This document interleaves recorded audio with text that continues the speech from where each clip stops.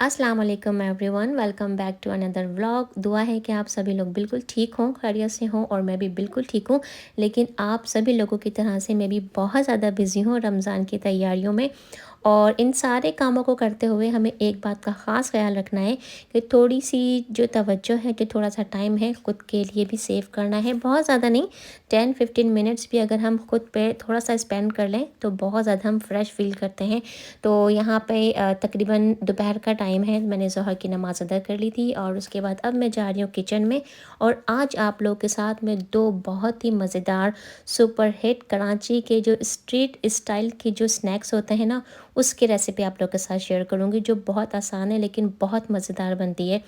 तो पहली जो रेसिपी है वो है चिकन वेजिटेबल स्प्रिंग रोल की रेसिपी। उसके लिए मैंने सबसे पहले चिकन को बॉईल कर लिया था और बॉईल करने में मैंने बहुत सिंपल से मसाले डाले हैं। नमक डाला है, ब्लैक पेपर डाली है और मैंने कुटी हुई मिर्ची डाली हैं। और इतना ही पानी डालेंगे कि उस पानी में हमारी चिकन जो है वो गल जाए और उसको थोड़ा-सा चंकी स्टाइल में श्रेड कर लेंगे। और यहाँ पर अब मैं वेजिटेबल कट कर रही हूँ, जिसमें मैंने ली है ग्रीन वाली बेल पेपर, यानी हरी वाली जो ग्रीन शिमला मिर्च होती है वो, और उसके साथ ही रेड वाली बेल पेपर्स और गाजर और बंद गोभी।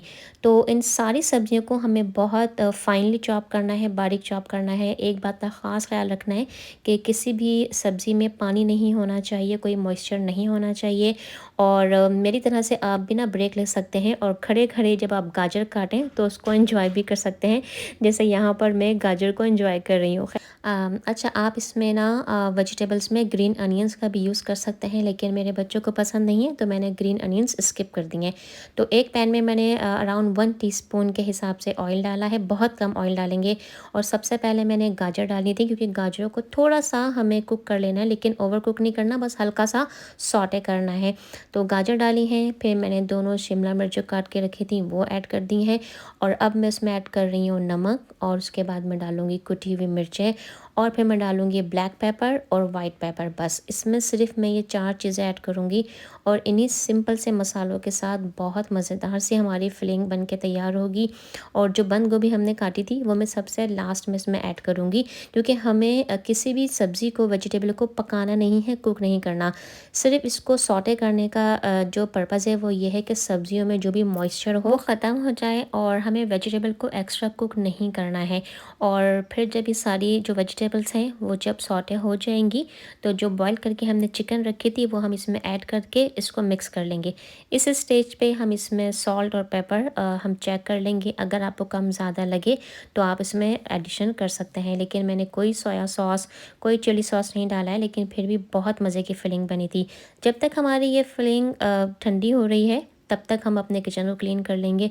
बहुत छोटी सी और सिंपल से टिप है कि जब भी किचन में काम करें तो साथ साथ अपने किचन को क्लीन करते रहें। आई एम श्योर कि आप में से बहुत सारे लोग ऐसा ही करते होंगे, क्योंकि मैसी किचन में, फैले हुए किचन में काम करना बहुत मुश्किल हो जाता है।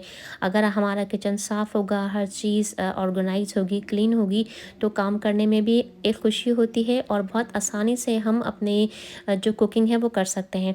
ख़ासकर किचन का जो काउंटर है उसको हमेशा क्लीन रखें, क्योंकि किचन का काउंटर पे हम इतने ज़्यादा काम करते हैं। अगर काउंटर पे बहुत सारा सामान होगा, क्लीन नहीं होगा काउंटर, तो काम करना हमारे लिए बहुत मुश्किल हो जाएगा। तो जो बर्तन वगैरह मैंने यहाँ पे यूज़ किए थे, अब मैं उनको जल्दी से वॉश कर लूँगी। जब तक मेरे बर्तन ड्राई हो जाएंगे तब तक जो हमने फिलिंग बना के रखी है वेजिटेबल रोल्स की, वो भी ठंडी हो जाएगी, तो फिर हम उसको रैप करना स्टार्ट करेंगे। तो यहाँ पर किचन भी मेरा साफ़ हो चुका था, और इसी तरह से अगर हम टाइम को मैनेज करके अपने घर के काम करें तो हमारे सारे काम वक्त पर भी हो जाते हैं और बहुत आसानी से हो जाते हैं। तो मुस्कान भी स्कूल से यहाँ पे आ गई थी, थोड़ा सा उसको होमवर्क था। जब तक मुस्कान ने अपना थोड़ा सा होमवर्क किया तो फिर हम लोगों ने तैयारी कर ली स्प्रिंग रोल को रैप करने की। तो मैं हमेशा बच्चों के साथ मिलकर ही इसी तरह के काम करती हूँ, जिससे काम करना भी आसान हो जाता है और एक कंपनी भी अच्छी हो जाती है और बच्चों को इस तरह से काम करने की आदत भी पड़ जाती है। तो स्प्रिंग रोल को रैप करना बहुत आसान है, आई एम श्योर कि आप सभी को ही आता होगा। मैंने ये इस तरह से स्क्वायर रेडीमेड जो शीट्स होती हैं वो ली हैं, और बहुत ज़्यादा मैंने फिलिंग नहीं की है, ओवर फिल नहीं किया और बहुत थोड़ा भी नहीं रखा, और बहुत बड़े साइज़ का भी मैंने रोल नहीं बनाया है, नॉर्मल साइज़ का बनाया है। और टाइट फिलिंग करेंगे ताकि जो हमारे रोल हैं वो जब हम फ्रीज़ करें तो फ्रीज़र में भी सेफ़ रहें, और जब हम इनको फ्राई करें तब भी सेफ़ रहें। और सेफ़ली फ्राई हो जाएँ और कोई लीक ना हो और हमारा कोई भी जो रोल है वो क्रैक ना हो, ताकि हम अच्छे तरीके से उनको फ्राई कर सकें।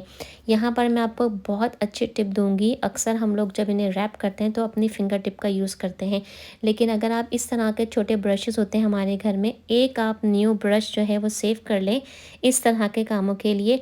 क्योंकि जो हम स्लरी बनाते हैं जिसमें हम मैदा और पानी मिक्स करके एक ग्लू सा बना लेते हैं जिससे हम समोसे और स्प्रिंग रोल को रैप करते हैं, उनको रैप करने के लिए अगर हम इन ब्रशेज़ का यूज़ करेंगे तो हमारे हाथ क्लीन रहेंगे, बहुत सफाई के साथ, बहुत क्लीन तरीके से हमारे जो रैप हैं वो रैप हो जाएंगे।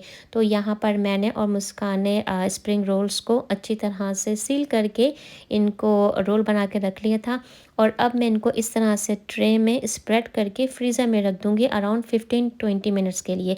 इससे ज़्यादा इन्हें हम फ्रीज़ नहीं करेंगे, वरना फिर इसमें ऊपर आइस आप देखेंगे कि आइस जमा होना स्टार्ट हो जाएगी। अच्छा, थोड़ी सी फिलिंग मेरे पास यहाँ पे बच गई थी, तो उसके लिए मैं आपको एक बहुत अच्छी टिप दे रही हूँ। हमारे घर में अक्सर फ्रोज़न पराठे होते हैं, तो यहाँ पे मैंने डॉन का पराठा लिया है और जो बची हुई फिलिंग थी उसको मैंने फिल करके समोसे का शेप दे दिया है। साथ में जो उसके कॉर्नर थे मैंने फोर्क की हेल्प से उनको सील कर दिया है, और इसको मैं यहाँ पे बेक कर रही हूँ एयर फ्रायर में। आप अपने एयर फ्रायर के हिसाब से टेम्परेचर चेक करके उसको बेक कर सकते हैं। और बहुत अच्छी टिप है, अगर आप लोग इस तरह से घर में समोसे नहीं बनाना चाहते या इस तरह के बाज़ार के जो रैप होते हैं उनमें रैप नहीं करना चाहते, तो इस तरह से कोई भी आप अपनी चॉइस के हिसाब से फिलिंग बनाएं और इन फ्रोज़न पराठों का यूज़ करें। आप इनको डीप फ्राई भी कर सकते हैं। तो अब मैं आप लोगों के साथ सेकंड रेसिपी शेयर कर रही हूँ, जो है कीमे के समोसों की रेसिपी। बहुत आसान रेसिपी है। इसके लिए मैंने थोड़ा सा ऑयल लिया है और फ्रेशली मैंने यहाँ पे साबुत ज़ीरा लिया, उसको क्रश करके ऑयल में डाल देंगे। हल्का सा उसको भूनेंगे बिल्कुल लो फ्लेम पे। जब उसमें अच्छी सी खुशबू आना स्टार्ट हो जाएगी तो मैंने उसमें कीमा ऐड किया है, और कीमे को बिल्कुल लो फ्लेम पे हम तब तक पकाएंगे जब तक कीमे का अपना सारा पानी ड्राई ना हो जाए। फिर उसके बाद मैं इसमें ऐड करेंगे अदरक लहसुन का पेस्ट, सॉल्ट ऐड करेंगे, हल्दी डालेंगे और बारीक कटी हुई हरी मिर्ची इसमें डालेंगे। अगर आपको हरी मिर्ची कम लगे तो आप इसमें कुटी हुई लाल मिर्च का भी यूज़ कर सकते हैं। अच्छी तरह से उसको भून लेंगे। फिर उसके बाद यहाँ पे मैंने फ्रेशली क्रश करके डाला है साबुत धनिया।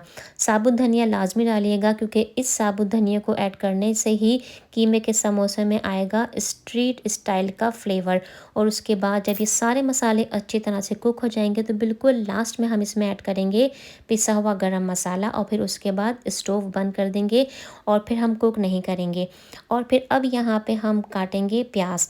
जो हम बाज़ार में समोसे खाते हैं, जो हमें बाहर स्टॉल्स पे या शॉप्स में मिलते हैं, उसका सीक्रेट यही होता है कि उन कीमे के समोसों में बहुत सारी बारीक कटी हुई प्याज ऐड की गई होती है। तो इन समोसों को बिल्कुल बाज़ार वाला फ्लेवर देने के लिए हम भी इसमें ऐड करेंगे बहुत सारी प्याज, और फिर उसमें हम डालेंगे फ्रेशली कटा हुआ हरा धनिया।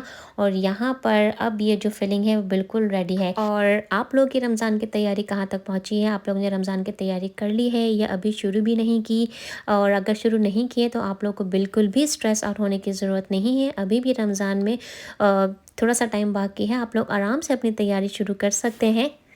और आप सभी लोगों का बहुत शुक्रिया जो चैनल को, मेरी वीडियो को लाइक कर रहे हैं, कमेंट करते हैं, और उन लोगों का भी जिन्होंने न्यू रिसेंटली मेरे चैनल को भी सब्सक्राइब किया है। तो यहाँ पर दोनों बच्चों की हेल्प से मैंने ये जो रैप है इनको सेपरेट कर लिया था। ये भी मैं रेडीमेड बाज़ार की ही शीट यूज़ कर रही हूँ, और हम सभी को आते हैं समोसों को रैप करना। तो यहाँ पर मैंने समोसे रैप कर लिए हैं और टाइट से इसको फोल्ड करेंगे, लूज़ हम फोल्ड नहीं करेंगे। और एक बात मैं आप लोगों से ये भी कहना चाहूँगी, बहुत सारे लोग जो हैं वो घर में समोसे या रोल इसलिए भी नहीं बनाते कि वो समझते हैं कि उन्हें रैप करना नहीं आएगा या उनसे समोसे इस तरह से वो सील नहीं कर सकेंगे। तो असल बात ये होती है कि बस कीमा जो है या हमारा कोई भी फिलिंग है वो अंदर सेफ रहे, बाहर लीक ना हो, कॉर्नर्स हमारे अच्छी तरह से सील हों ताकि उसमें ऑयल अंदर ना जाए। लेकिन अगर आपको ऐसा लगता है कि आपके समोसे बिल्कुल परफेक्ट नहीं बनते और आप सिर्फ इसी वजह से घर में समोसा नहीं बनाते, तो मैं आपको कहूँगी कि आप इस बात को अवॉइड कीजिए।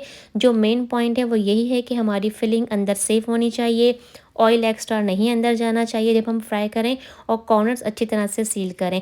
तो आप ज़रूर घर में समोसे बनाएं, जब आप इनको फ्राई करेंगे तो बहुत ही मज़े के बनेंगे, शेप कोई भी नहीं देखेगा। और समोसों के साथ साथ मैंने उसी फिलिंग से बनाई थी बॉक्स पैटीज़। तो बॉक्स पैटीज़ बनाना भी बहुत आसान होती हैं। उसकी जो फिलिंग की जो वीडियो है वो मैं आप लोगों के साथ शेयर नहीं कर सकूँगी, क्योंकि समहाउ वो मुझसे डिलीट हो गई शायद।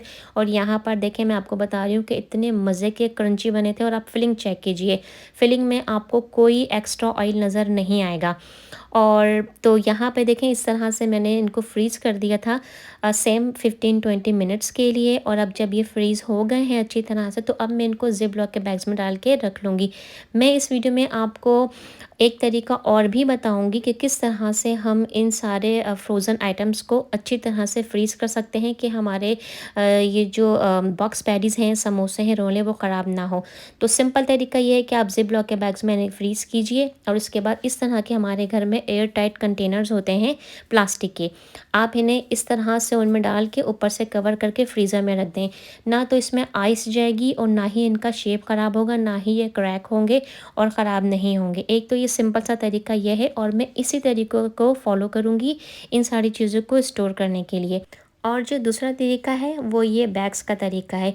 ये फ्रीज़र सेफ बैग्स होते हैं, और इसमें स्पेशल एक लाइनिंग लगाई हुई होती है, काफ़ी थिक टाइप का ये बैग है, और इसमें काफ़ी स्ट्रॉन्ग ऊपर ज़िप लॉक का लॉक दिया हुआ होता है। तो अगर आपके पास इस तरह के बैग्स हैं तो आप इनमें भी स्टोर कर सकते हैं, और अगर आप चाहें तो मार्केट से परचेज़ भी कर सकते हैं। मैंने ये बैग परचेज़ नहीं किया है, रिसेंटली हम लोगों ने मैकरून्स लिए थे, तो इस बैग में वो फ्रोज़न मैकरून्स हमें मिले थे। और अक्सर जब हम केक लेते हैं, आइसक्रीम केक, तो उन केक्स के साथ भी हमें इस तरह के बैग्स मिल जाते हैं स्टोर से। तो आप इस तरह के बैग्स में भी सेव कर सकते हैं कोई भी चीज़ अगर आपको फ्रीज़ करनी हो। लेकिन मैंने यहाँ पे ये रोल्स और जो समोसे फ्रीज़ किए थे, वो इस तरह से कंटेनर्स में रख के फ्रीज़र में फ्रीज़ कर लिए हैं 1 मंथ के लिए। तो जी, ये था आज का व्लॉग। उम्मीद करती हूँ कि आपने वीडियो को पसंद किया होगा, आपने व्लॉग को एंजॉय किया होगा। वीडियो अच्छी लगी हो तो वीडियो को लाइक ज़रूर कीजिएगा, और चैनल पर नए हैं और आपको मेरी वीडियोस अच्छी लग रही है तो चैनल को सब्सक्राइब ज़रूर कीजिएगा। अपना बहुत ज़्यादा ख्याल रखें। नेक्स्ट व्लॉग में और एक अच्छे से नए कंटेंट में आप सभी लोगों से बहुत जल्द मुलाकात होगी। अल्लाह हाफिज़।